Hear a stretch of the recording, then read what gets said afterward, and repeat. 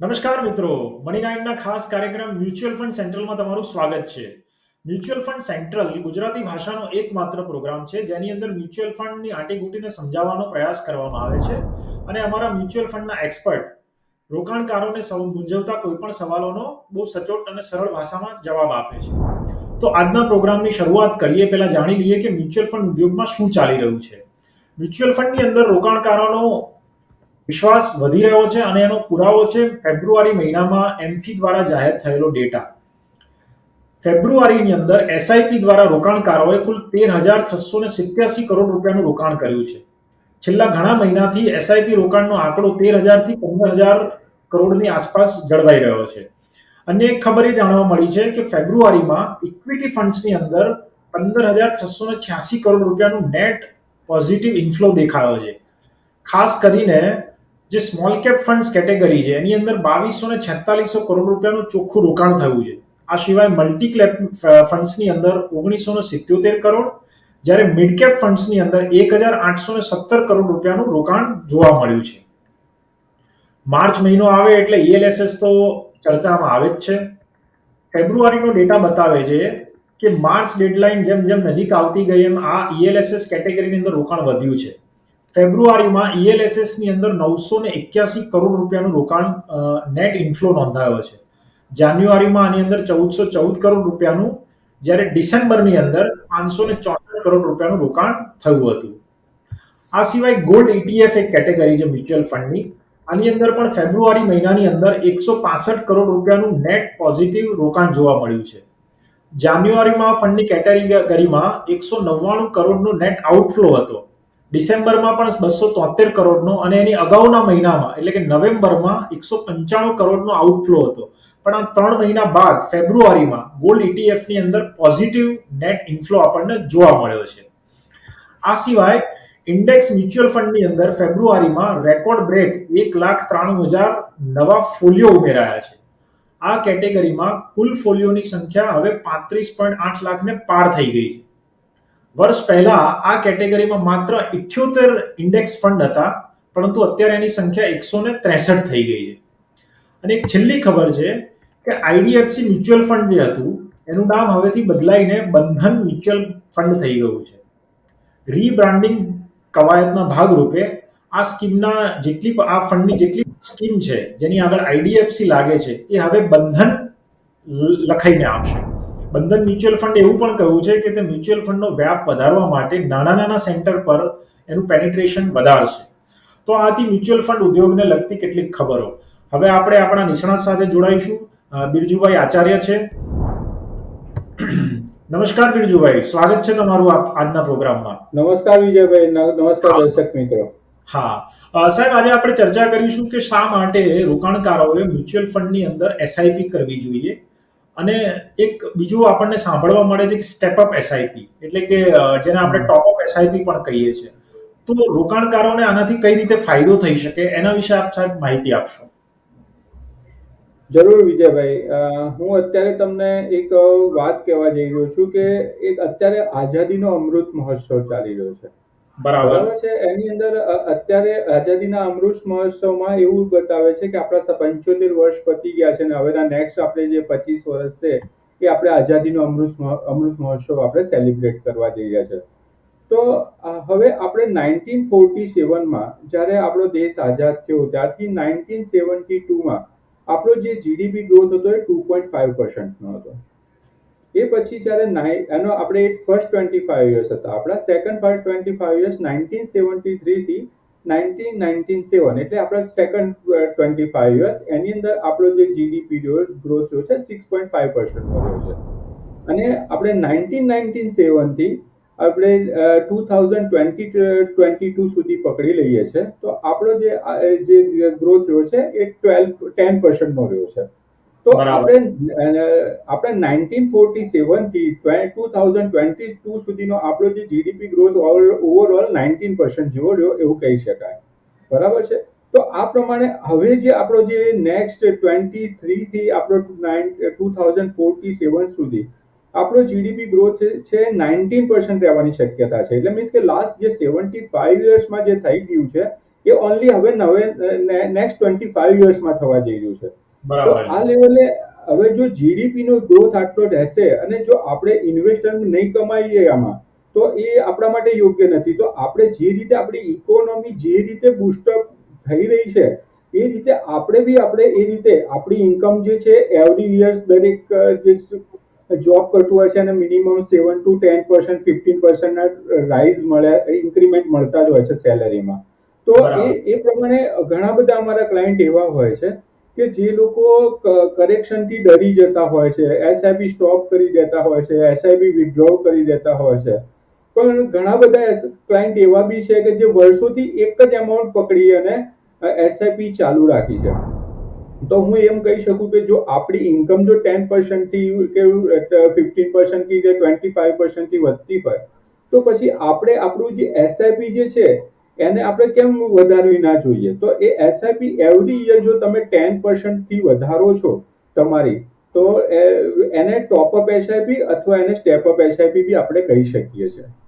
તો બરાબર. અત્યારે જે રીતે માર્કેટ કરેક્શન લઈ રહ્યું છે, તો એમાં ડરવું ના જોઈએ. ડરવાના બદલે તમારી એસઆઈપી જે છે એ જોરશોરથી વધારો, કારણ કે correction is temporary, growth is permanent. તો એ વાક્ય ઉપર તમે ભરોસો રાખી, કારણ કે આપણા ગોલ્સ છે કે મારા 1 વર્ષના ગોલ્સ નથી, મારા ગોલ્સ 5 વર્ષના છે, 7 વર્ષના છે, 15 વર્ષના છે, 25 વર્ષના ગ્રોથ છે. તો અત્યારના મીન્સ કે આપણે કાર લઈને જઈએ છે અને કેવી વાત છે કે આપણે લોંગ ટર્મનું આપણે જે લોંગ લાઈટ છે ચાલુ રાખી છે અને શોર્ટમાં જે છે આપણે શોર્ટમાં ખાડા શોધીએ છીએ, એવી વાત છે. તો શોર્ટના ખાડા શોધવાના બદલે લોંગ લાઈટ ઉપર આપણે લોંગ ટર્મમાં જઈને કામ કરવું જોઈએ. બરોબર છે સાહેબ. એટલે તમારા મતે એસઆઈપી નું શું મહત્વ છે અને શા માટે એસઆઈપી ચાલુ રાખવું જોઈએ? કારણ કે અત્યારે આપણી જે ઇકોનોમી છે એ $3.5 ટ્રિલિયન ની આસપાસ છે અને હવે આપણે એને $5 ટ્રિલિયન અને આવનારા 10 વર્ષમાં એને $10 ટ્રિલિયન પહોંચાડવાની વાત છે. તો આની સાથે સાથે જેમ ઇકોનોમી ગ્રો થશે એમ આપણું રોકાણ પણ ગ્રો થાય અને આપણી સંપત્તિમાં વધારો થાય, એના માટે એસઆઈપી અને તમે જેમ વાત કરી કે એક સ્ટેપઅપ એસઆઈપી. તો સાહેબ હું જાણવા માંડીશ કે સ્ટેપઅપ એસઆઈપી શું છે, જેને આપણે ટોપઅપ એસઆઈપી પણ કહીએ છીએ. ઓકે સર, સ્ટેપઅપ એસઆઈપી અને ટોપઅપ એસઆઈપી માં એવું છે કે તમારી કોઈ એસઆઈપી તમે સપોઝ કે 10,000 ની ચાલુ કરી છે, તો એવરી યર એ જે છે આપણે 10% એને ઇન્ક્રીમેન્ટમાં લેવલે જોવું જોઈએ. કે સપોઝ કે મેં 10,000 ની મારી એસઆઈપી છે, તો નેક્સ્ટ યરની છે મારી 11,000 ની છે.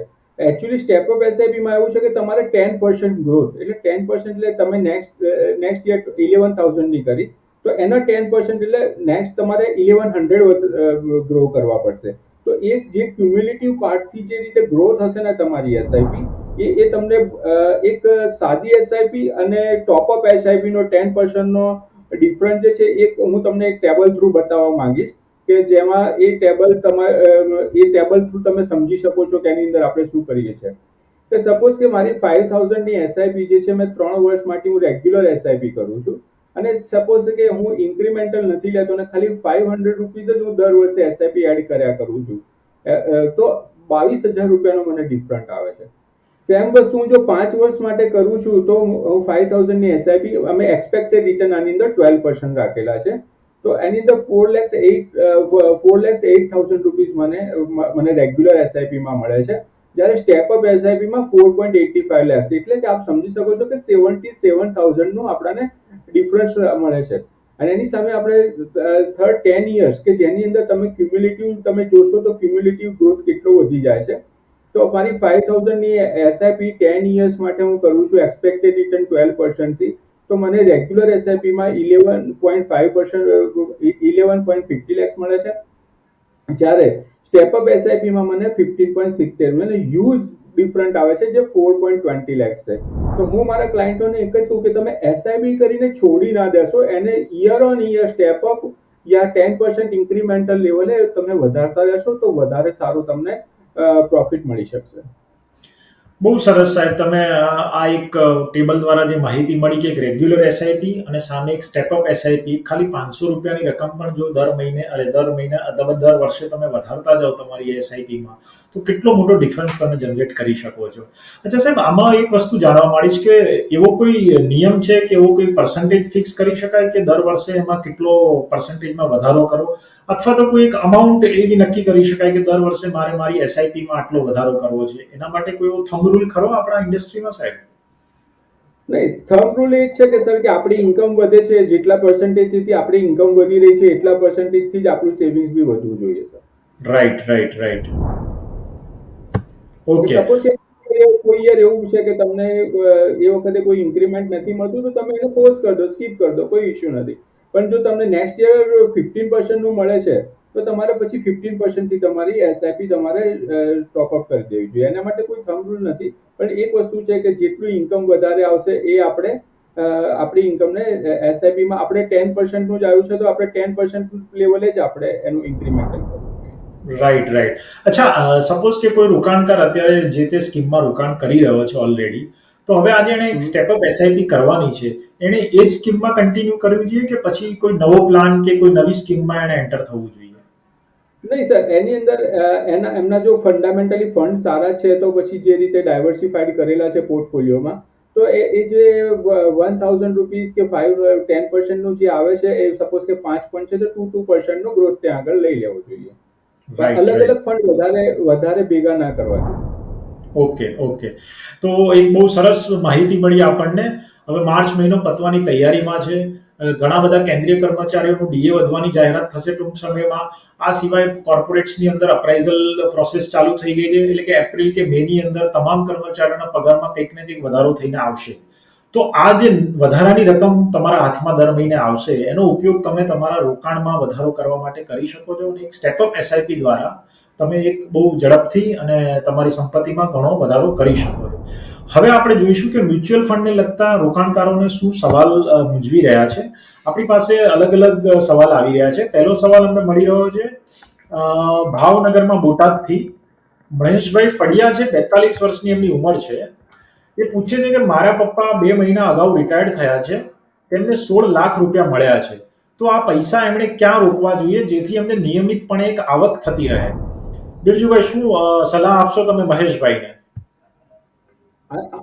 આની અંદર સર હું તો એમને 3 ઓપ્શન્સ આપવા માંગીશ. એક ફર્સ્ટ ઓપ્શન છે કે એમને એક સિનિયર સિટીઝનની જે પોસ્ટમાં સ્કીમ ચાલે છે એની અંદર જે ક્વાર્ટરલી કે હાફ યરલી ઇન્ટરેસ્ટ મળતું હોય છે, તો એની અંદર એમને ઇન્વેસ્ટમેન્ટ કરવું જોઈએ જો એ રિસ્ક નથી લેવા માંગતા તો અધરવાઇઝ એમને ડેટ ફંડમાં જ ઇન્વેસ્ટમેન્ટ કરવું જોઈએ. અને એ ડેટ ફંડમાં પણ ડેટ ફંડ કરતા કારણ કે એ બી થોડું ઇન્ટરેસ્ટ આપણે કહીએ છીએ ડેટ ફંડ, પણ એ બી સબ્જેક્ટ ટુ ઇન્ટરેસ્ટ તો હોય જ છે. તો એના કરતાં બેટર છે કે ફિક્સ ડિપોઝિટમાં જવું જોઈએ. થર્ડ થિંગ, થોડું જો લોંગ ટર્મનું અને થોડું રિસ્ક લેવા માંગતા હોય તો એમને એસેટ એલોકેટર ફંડ કે બેલેન્સ એડવાન્ટેજ ફંડમાં પૈસા પાર્ક કરી અને 8% હિસાબે એમને એસડબ્લ્યુપી આપી દેવી જોઈએ, જેથી મંથલી ઇન્કમ બી મળશે અને કેપિટલ એપ્રિસિએશન બી મળશે. Okay, okay. ઓકે, તો મહેશભાઈને બહુ સરસ જવાબ મળી ગયો છે. બીજો એક સવાલ આપણને મળી રહ્યો છે સુરતથી સુનિલભાઈ જાદવનો. 34 વર્ષની ઉંમર છે સુનિલભાઈની. એ પૂછે છે કે હું અત્યારે પરાગ પારીખ એફએએસમાં 3000 રૂપિયા, કોટક ઇમર્જિંગ ઇક્વિટી ફંડમાં 2000 રૂપિયા, મીરાએ લાર્જ કેપ ફંડમાં 2000 રૂપિયા અને એક્સિસ સ્મોલ કેપમાં 2000 રૂપિયાની એસઆઈપી કરું છું. મારો ટાર્ગેટ 15 વર્ષમાં 1 કરોડનું ફંડ ભેગો કરવાનો છે. તો શું કરવું જોઈએ? બહુ સરસ રીતે રોકાણ કરી રહ્યા છે. બિરજુભાઈ, શું સલાહ આપશો તમે સુનિલભાઈને? સર, આમને હું એક જ એડવાઇસ કરીશ, જો 12% એક્સપેક્ટેડ રિટર્ન પકડીએ અને એમને જો 15 વર્ષમાં જ 1 કરોડ રૂપિયા જોઈએ છે, તો એના માટે એમને 20,000 ની એસઆઈપી કરવી પડે.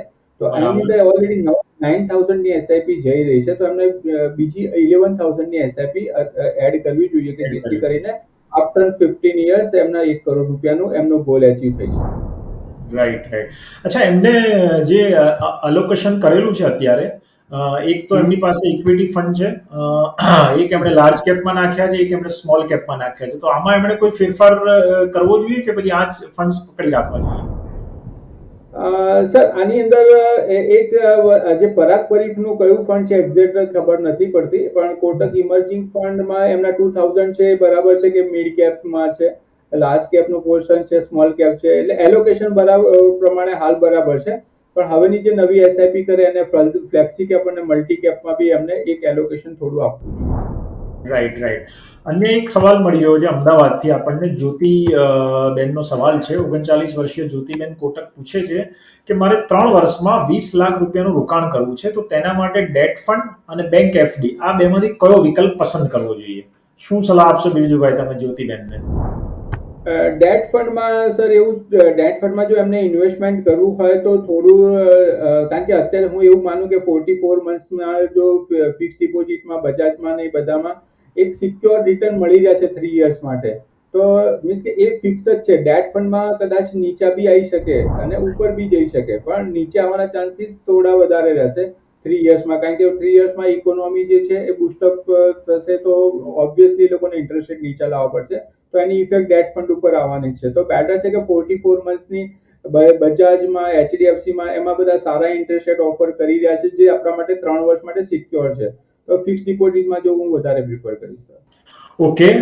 અન્ય એક સવાલ છે રાજકોટથી દિનેશભાઈનો. દિનેશભાઈ પૂછે છે કે હું પેટીએમ મની દ્વારા મ્યુચ્યુઅલ ફંડમાં રોકાણ કરું છું. હું 4 સ્કીમમાં ઓલરેડી રોકાણ કરી રહ્યો છું, તો મને પેટીએમ જેવા પ્લેટફોર્મ દ્વારા રોકાણ કરવાથી કોઈ જોખમ તો નથી ને? ઓકે. હા, દિનેશભાઈને શું કહેશું બિરજુભાઈ? ના સર, પેટીએમ હોય કે કોઈ બી એપ્લિકેશન થ્રુ કે ડાયરેક્ટ તમે કરી રહ્યા છો તો already after all regulatory SEBI છે, તો એમાં એમને કોઈ ડરવાની જરૂર નથી. એમના પૈસા એઝ ઇટ ઇઝ સેફ છે કે જ્યાં આગળ બીજા લોકો બી જશે જેવી રીતે ઇન્વેસ્ટમેન્ટ કરી રહ્યા છે. તો એવું કોઈ પેટીએમ મની એક પ્લેટફોર્મ છે જે પરચેસ બાય અને સેલ કરે છે. બાકી બીજું કોઈ ઇશ્યુ નથી એની અંદર પેટીએમ મની થ્રુ કામ કરવામાં. એટલે દિનેશભાઈ તમારે કરવાની કોઈ જરૂર પેટીએમ મનીને કંઈક થશે પણ તમારી સ્કીમને કે તમારા રોકાણને જે મ્યુચ્યુઅલ ફંડની અંદર છે એને કશું થશે મની સાથે એમને ઇન્વેસ્ટમેન્ટ કરવામાં એ જ છે કે એમની પાસે ફંડ સારા હશે ને તો બી કોન્ફિડન્સ નહીં આવે.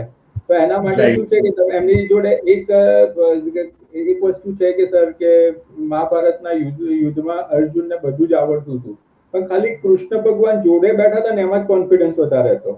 તો એક એડવાઇઝર બી તમારી સાથે હોય ને તો વધારે તમારા ફંડ સારા જ હશે, પણ એક એડવાઇઝર તમારી પાસે બેઠેલા હશે ને તો તમારું કોન્ફિડન્સ લેવલ થોડું હાઈ થઈ જશે. ઓકે.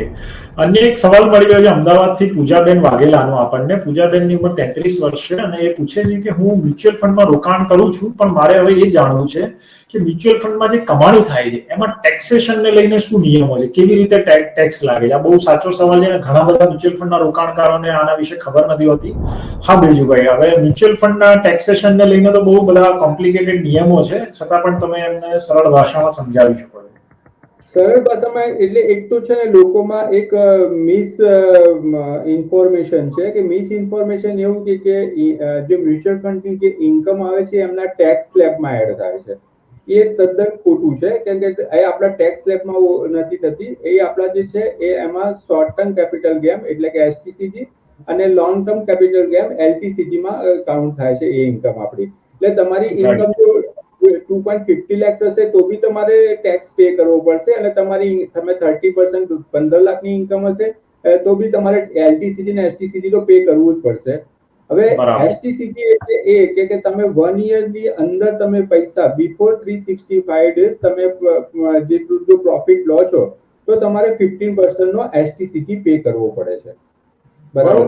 હવે એની અંદર હવે એક ઓપ્શન છે, અને એલટીસીજી માં મીન્સ કે તમે લોંગ ટર્મ આફ્ટર 365 ડેઝ તમે જ્યારે પ્રોફિટ બુક કરો છો તો એની અંદર બે ક્લોઝ લાગશે કે એ બે ક્લોઝમાં એવું લાગશે કે તમારી સપોઝ કે પ્રોફિટ 1,10,000 રૂપિયા તમે લીધું છે તો એની અંદરથી 1 લાખ રૂપિયા જે છે એ ડિડક્ટ થાય છે, અને એની અંદર ઉપરના 10,000 ની ઉપર 10% એટલે આપણે 1,000 રૂપીસ ટેક્સ પે કરવો પડશે. બરોબર છે. ઓકે, આ થઈ વાત ઇક્વિટી કેટેગરીની. પણ જો ડેટ ફંડમાં રોકાણ હોય તો એના માટે પણ પાછા ટેક્સેશનના નિયમમાં થોડો ફરક છે ને? હા, ડેટ માટે સર આફ્ટર 3 years એ લોકોને એલટીસીજી ઇન્ડેક્સેશન પ્રમાણે પે કરવો પડશે, જે આપણે લાસ્ટ ટાઈમ વાત થયેલી એ પ્રમાણે કે ઇન્ડેક્સેશન 3 years નું લાગશે ને એની ઉપરનો જે બી ઇન્કમ આવશે એની ઉપર એ લોકો 20% નો એલટીસીજી પે કરવો પડશે. અચ્છા, એટલે બંને ટૂંકમાં તમે મ્યુચ્યુઅલ ફંડમાં ચાહે ઇક્વિટીમાં હો કે ડેટ ફંડમાં હો, બંનેમાં જે ટેક્સને રિલેટેડ નિયમ છે માત્ર ને માત્ર જે હોલ્ડિંગ ડ્યુરેશન છે એને લઈને છે, ઇક્વિટીમાં 1 વર્ષને શોર્ટ ટર્મ ગણવામાં આવે છે, જ્યારે ડેટ ફંડની અંદર 3 વર્ષને આપણે શોર્ટ ટર્મ ગણીએ છીએ, બરાબર? હા હાજી સર. Okay okay. તો હવે આપણી મ્યુચ્યુઅલ ફંડના લગતા સવાલો પૂરા થયા છે અહીંયા, અને આ સાથે આપણે આજના પ્રોગ્રામનો સમાપ્તિ કરીએ છીએ. આજે આપણે સમજ્યા કે એસઆઈપી નું કેટલું મહત્વ છે, જેમ જેમ ઇકોનોમી વધી રહી છે અને એસઆઈપી ને કરવાથી કેટલો ફાયદો થશે, અને એમાં પણ જો સ્ટેપ અપ એસઆઈપી કરવામાં આવે તો બહુ ઘણો ફાયદો થઈ શકે એમ છે. આ સિવાય ટેક્સને લગતા નિયમોની પણ આપણને બહુ સરસ રીતે સમજ મળી છે. બિરજુભાઈ, ખૂબ ખૂબ ધન્યવાદ. બિરજુભાઈ એક સર્ટિફાઈડ ફાઇનાન્શિયલ પ્લાનર છે અને સેબી રજિસ્ટર્ડ ઇન્વેસ્ટમેન્ટ એડવાઇઝર છે. એટલે આવા ફાઇનાન્શિયલ પ્લાનરનો સંપર્ક કરીને તમે મ્યુચ્યુઅલ ફંડનું રોકાણની જે આંટીઘૂંટી છે એને બહુ સરળતાથી અને અચીવ કરી શકો છો તમારા ગોલને. ધન્યવાદ સાહેબ જોડાવા બદલ. Thank you Vijaybhai, thank you દર્શક મિત્રો.